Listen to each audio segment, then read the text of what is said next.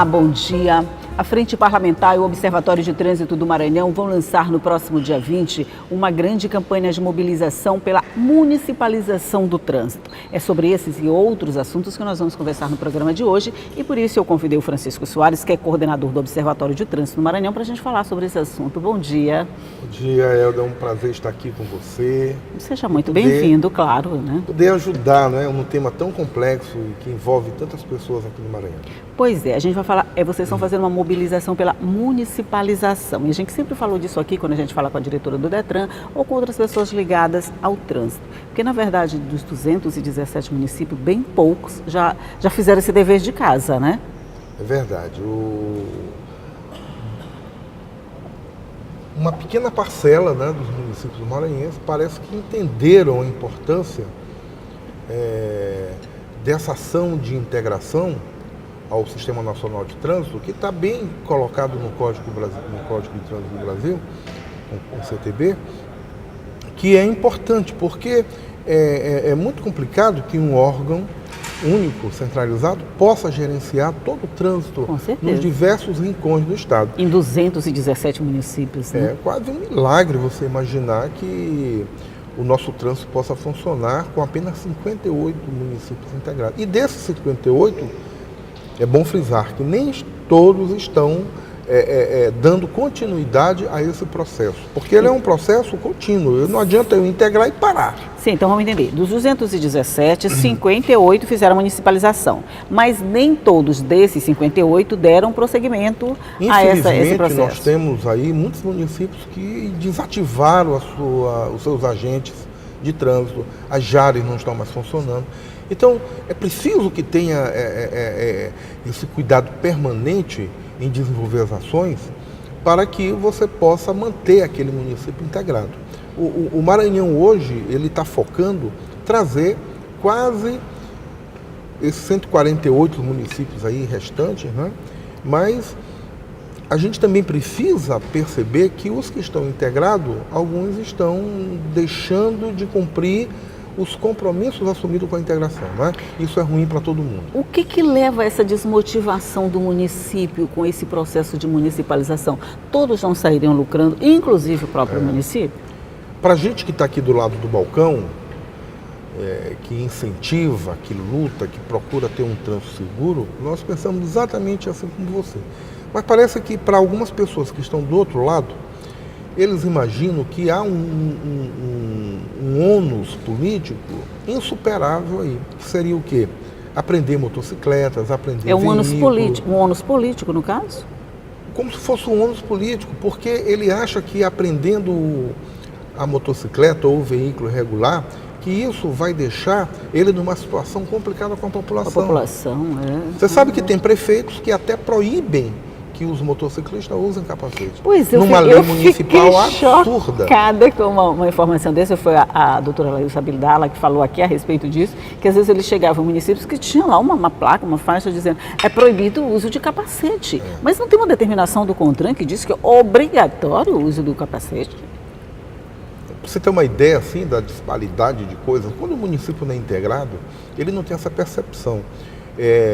Algum tempo atrás, quando o Conselho Estadual de Trânsito lançou uma resolução proibindo a circulação de quadriciclos em vias públicas, eu lembro que o município de Barreirinha fez uma lei municipal como se pudesse, não pode, né? Absolutamente constitucional, mas fez uma lei municipal dizendo aqui pode circular, não importa o que o CETRAN diga. Não importa o que está dito lá em cima, né? Então, na verdade, eu diria, não é nem má fé, mas é um desconhecimento dessa complexidade que é o tecido, né, de trânsito. Então, nós temos um ordenamento que começa com os órgãos federais, a quem cabe regulamentar, disciplinar, e os órgãos estaduais que têm uma função de fiscalização e uma função acessória de regulamentar nos casos de que se precisar detalhar mais uma resolução do CONTRAN, né?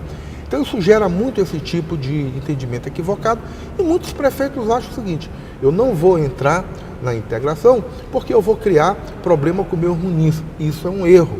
Claro. O número de mortes hoje no Maranhão são inaceitáveis. Isso sozinho já seria um argumento? Por exemplo, principalmente com relação a motos que se combate tanto o número de acidentes, o número de mortos, o número de feridos envolvendo esse tipo de acidente. Não é sozinho um argumento para que se tenha mais cuidado na elaboração dessas leis, essa municipalização seja olhada com mais cuidado? É verdade, porque, assim, a vida ela não ocorre na União e nem no Estado. A vida ela se desdobra no município. Dentro do município, é no claro. chão do município que as coisas acontecem. Então, se ali eu não tiver uma autoridade de trânsito vigilante, atenta, preocupada com as pessoas que estão ali na vizinhança, eu não vou mudar esses números. Então a gente vai no interior e o que a gente vê assim absolutamente normal. 2, 3 pessoas compartilhando a mesma moto, a gente às vezes percebe que é o pai e a mãe e coloca no meio 2 ou crianças. 2 filhos. Menores de 4, 3 anos, não tem condição nem de usar, nem de se segurar no veículo. O pai sem capacete, a mãe sem capacete, o pai de chinelo, a mãe às vezes descalça. Então, sem utilizar nenhum equipamento de segurança. Esse veículo, sobrecarregado, em qualquer colisão, não precisa nem colidir, basta que ele derrape. É uma no derrapada, asfalto, vai a família todinha, né? Vai porque você não tem a menor condição de protegê-los. Né? Então a motocicleta, apesar de representar para o povo do interior uma facilidade, porque é um veículo barato, ele pode financiar, substitui o jumento, o burro, o animal de carga, e você passa a ter uma motocicleta, ou uma motoneta, ou um ciclomotor, que te ajuda no dia a dia, ajuda a levar o filho para a escola. Facilita o dia a dia, né? Mas tem esse lado perverso, né? Que a pessoa não está preparada, às vezes não está licenciada, não tem o equipamento e vira uma vítima fácil no trânsito. E o observatório, de alguma forma, faz o acompanhamento das consequências dessa substituição da moto pelo jumento? Quer dizer, você passa no interior, por exemplo, eu vou muito em Caxias, eu vejo lá, não tem mais animais na porta das casas, né? Você só vê a moto, várias motos, né? Aí tem porque a chegada do Bolsa Família fez com que as pessoas trocassem. Mas não é o Bolsa Família que muda a mentalidade, né? Claro. E outra coisa, esse animal ele não evaporou, ele não sumiu, ele está em algum lugar. Então, sobre o paradeiro deste animal, nós vamos falar no próximo bloco. Vou fazer rapidinho o intervalo e a gente volta já, é só um minuto.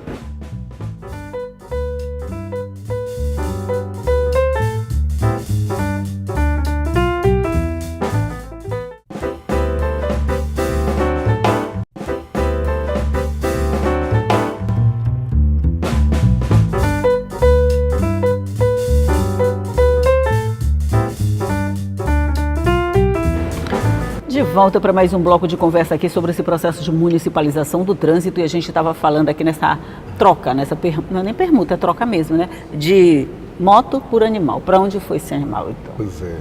Esse animal que passou a não ter mais uma utilidade e representa só mais uma boca para comer, porque o dono tem que ir atrás de capim, tem que ir atrás. Então ele se desfaz desse animal, abandona o animal. Esse animal, não tendo outro lugar para ir, né? E pelo menos o que a gente tem percebido é que a pista à noite ela tem um calor residual que o animal gosta, então o animal vai para a pista, deita, fica passeando na pista. As nossas rodovias estaduais e federais não são iluminadas e é até difícil imaginar. Então o animal é uma armadilha, porque o condutor não tem como vislumbrar a tempo. E mesmo que ele esteja a 80 quilômetros, ele vai colidir com o animal. É verdade. Não é? E a colisão com o animal provoca um número de morte muito grande, porque às vezes o animal vai para o habitáculo do carro. Quer dizer, se a pessoa não morre do choque, morre imprensada pelo animal. Porque parece uma bobagem, mas é um choque muito grande, muito grande. E não tem como desviar, porque geralmente a pista está tomada. Né? Então, se você tentar sair da pista, ainda corre o risco de capotar, e o que também provoca muitas mortes por capotamento. Deixa eu só entender esse processo. Quer dizer, você adquire a moto, você não se desfaz do animal, você simplesmente deixa ele assim, por conta própria, vamos dizer. Ele passa o dia todo por conta dele e de noite vai procurar um lugar para dormir, que é a pista. É esse o processo? Não é a pista. É um lugar confortável. Para ele e não para o motorista, que vai acabar... Ele se alimenta num pasto e depois ele quer se aquecer e vai para a pista. E aí que acontece Isso é um processo, vamos dizer assim, crescente no interior? Muito, porque esses animais, eles estão inclusive soltos, eles começam a se multiplicar sem nenhum controle, não é? O IBAMA não tem permitido que esses animais sejam comercializados, né? Há interesse da China em comprar esses animais, mas é um processo difícil, há entendimentos aí complicados do que fazer. Então, não há nenhum espaço para que eles possam ser recolhidos. A Polícia Federal tem esse trabalho aí diuturno de recolher animal e soltar onde? Em algum outro lugar, porque não há um ponto de recolhimento. É muito difícil, então essa é uma equação difícil de ser resolvida. Enquanto esses animais vão provocando mortes, os agentes, as autoridades, elas têm muito pouco o que fazer, a não ser recolher e ter que soltar em algum lugar. Porque vai levar para onde? Não há pátio que aguente tanto animal. Você vê, você vai pegando um assunto, um ponto, e ele vai buscando vários outros pontos, né? A gente vai vendo que a moto substitui o animal vai causar problema no trânsito, isso vai gerar mais mortes, que vão gerar mais estatísticas desfavoráveis. É quase um círculo vicioso, assim, né? Tem uma ponta, esse círculo, que a gente possa puxar para desfazer esse nó assim tão encrencado? Olha, eu diria que aí, para a gente interromper esse ciclo perverso, vicioso de morte, a gente teria que trazer mais atores para essa equação de solução do problema, não é? Eu diria que só a Polícia Federal Rodoviária, com toda a sua boa vontade. Eu diria que o DENIT, resolvendo assumir, porque isso, na minha visão, é uma responsabilidade do DENIT. Os outros órgãos, Observatório, SOS Vida, o Poder Constituído, a gente, todos irmanados para resolver. A gente vai conseguir fazer alguma coisa? Vai. Mas aí, onde é que nós vamos colocar esse animal? Na casa de quem? No pátio de quem? Se o dono não quer mais. Então, a gente não consegue conter os animais na vias urbanas, os cachorros, os gatos que ficam nas nossas praças públicas. É verdade. Aqui na cidade se abandona o animal, imagina na área rural. Aqui a gente já vê essa situação, né? Praticamente incontrolável, quem consegue? Tem multa para quem deixa animais assim? Tem alguma espécie de penalidade? Olha, na área do trânsito não, mas na área ambiental, o maltrato, o abandono de animal é um crime ambiental. Então, há uma legislação acessória que poderia vir. Então, eu acho que nessa questão o IBAMA tem que se juntar ao pessoal do trânsito, porque é um problema transversal. Envolve trânsito, mas envolve também... Pois é, quanto mais a gente mexe, mais a gente vai buscando ou responsáveis ou problemas, né? O Observatório tem uma sugestão que a gente tem estudado, o que o mundo faz em relação a isso, né? Nos Estados Unidos, no Canadá, por exemplo, você não tem problema do burro, mas tem um problema do cervo, tem um problema dos animais que atravessam as pistas. Então, a Austrália também tem muito isso. O que se faz lá? Usando tintas não tóxicas, fosforescentes, você pinta a galhada do animal, o chifre, né? Para o burro, eu imagino que a gente pudesse colocar umas fitas reflexivas de custo baixo e pelo menos, ao invés da gente ficar tratando de pegar o animal, colocar no veículo e levar para o outro lado e depois ele vai criar problema no outro lado, é como o rato, você tira da sua casa, ele vai para o vizinho e não resolveu o problema. Não tem outro jeito. Então vamos pelo menos sinalizar os animais para que haja o estabelecimento de um contato visual do motorista com o animal para evitar o choque. Então seria uma solução a curto prazo e barata, né? É o que o Observatório tem sugerido, faixas reflexivas ou pinturas que de alguma forma chame a atenção do motorista, que alerte para a presença de animal ali na estrada. E fosforescente, porque nós estamos lidando com um problema noturno. Noturno, né? De dia os choques são pequenos. E de alguma forma essa proposta está sendo acolhida? Olha, é uma proposta que foi lançada, é um problema relativamente novo. Eu diria até que, como eu falei, eu acho que falta o DENIT vir para o nosso lado nessa luta. Ele ainda não participa dessas discussões? DENIT e IBAMA ainda não? A Polícia Rodoviária Federal está bastante proativa, ela está assumindo uma responsabilidade que eu acho que até não seria dela, né? Mas está ajudando. E precisamos trazer o DENIT, precisamos trazer o IBAMA e precisamos encontrar uma solução econômica para que esse animal que está abandonado, ele possa ter uma utilidade, um valor econômico, né? Para ele não ficar abandonado. Desculpa. E para ele não ser considerado, vamos dizer assim, um problema na vida da pessoa que substituiu o animal pela moto, E né? você sabe que tem ainda algumas comunidades que precisam desse animal, mas eles não têm como buscar o animal. Então, talvez aí um levantamento em algumas comunidades que ainda utilizam o animal de carga, que a gente pudesse pegar esse animal e doar para essas comunidades para que eles possam cuidar e utilizar serviço de esse ponte animal. entre quem tem e quem precisa. Uma agência, como se fosse uma agência de namoro aí, né? Junta quem não tem com quem Com tem. quem? Vamos fazer Quem isso. não tem com quem está precisando, pronto. Precisamos ser criativos, né? Todo problema tem uma solução. Agora, sem criatividade não se sai para resolver absolutamente nada. Então, nós vamos fazer de novo um rápido intervalinho, daqui a pouco a gente volta para mais um bloco de conversa sobre esses problemas do trânsito. Eu volto logo, logo.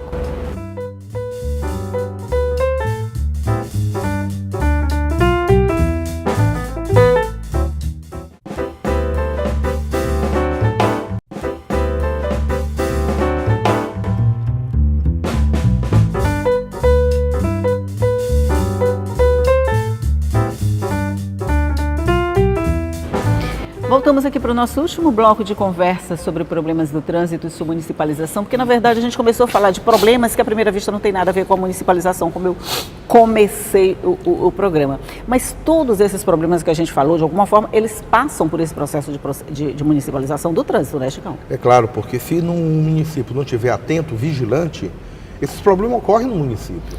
Então é muito importante... Vamos tomar mais cafezinho quente? É muito importante, Elda, que a autoridade de trânsito municipal ela esteja atenta e perceptiva com isso, né? Então, a situação é aquela em que o município sequer acusa o problema. Se não tem a reclamação, jamais vai ter a solução, não é?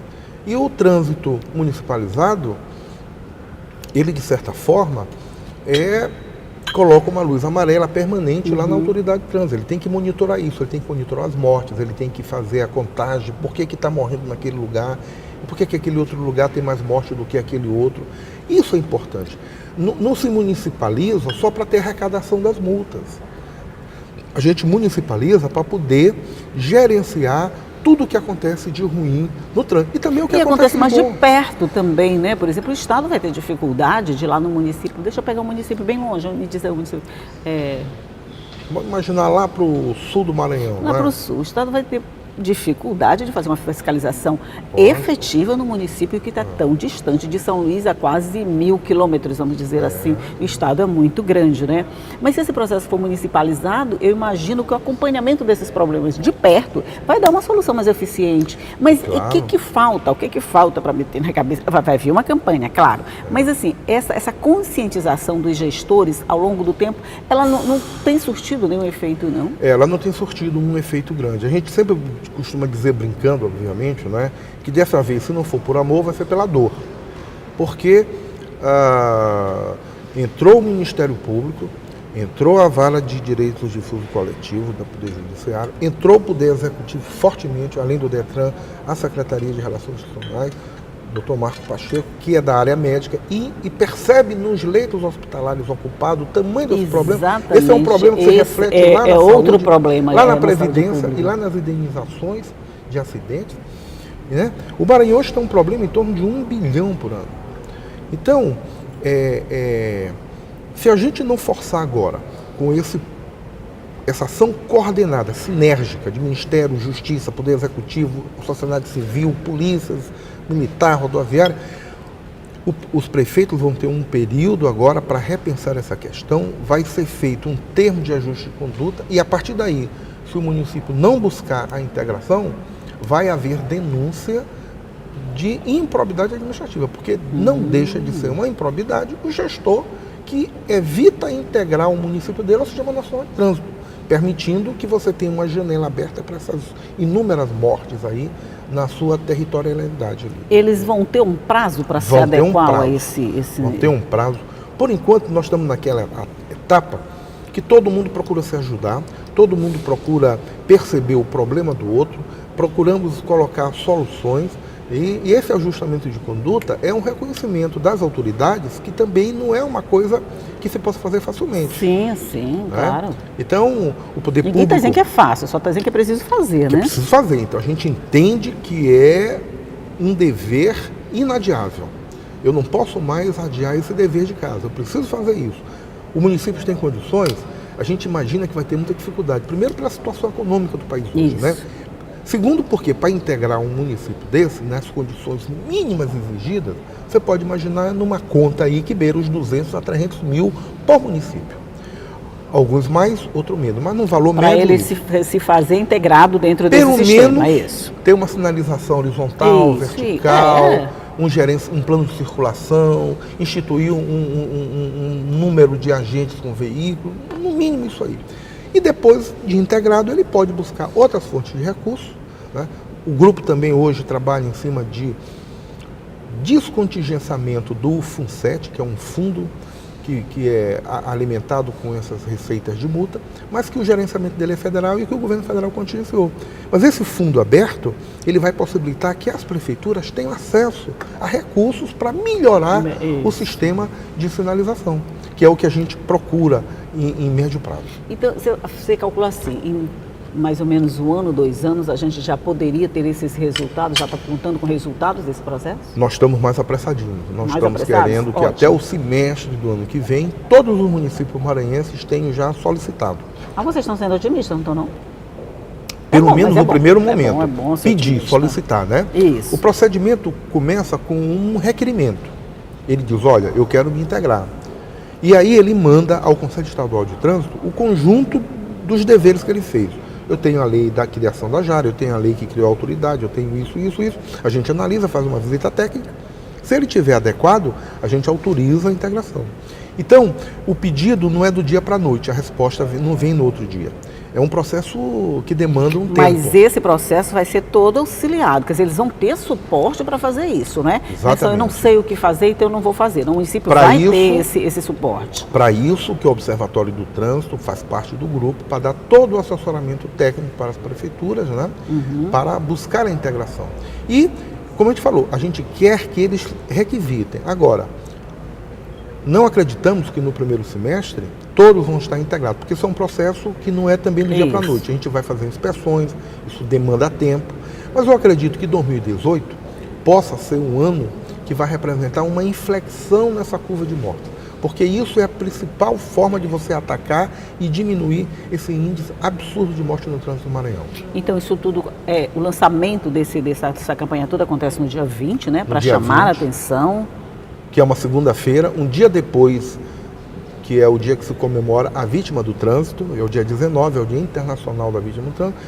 Então, a gente achou complicado pega fazer o dia 20, no domingo e jogamos para segundo, o próximo dia útil, né? E vai ser um evento grande, a gente espera que todos os prefeitos estejam presentes, venham compartilhar conosco dessa aflição, e que a gente quer que eles façam parte da solução e não parte do problema. Sim. Queremos o problema todo mundo já está fazendo, né?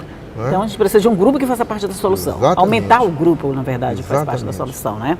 Então, você já sabe, no dia 20 começa esse processo de mobilização para municipalização do trânsito, para que a gente tenha resultados positivos com a redução do número de mortos nos acidentes nas nossas estradas, nas nossas ruas, em qualquer lugar, até na esquina da nossa casa, né? Porque se aparecer um animal bem na esquina da nossa casa, vai ter problema do mesmo jeito, tem gente que quando né? chega perto de casa tira o cinto, não, porque perto relaxa, de casa não relaxa, Você morre na esquina da sua casa. Morre sim. Saindo da garagem, você pode... É verdade.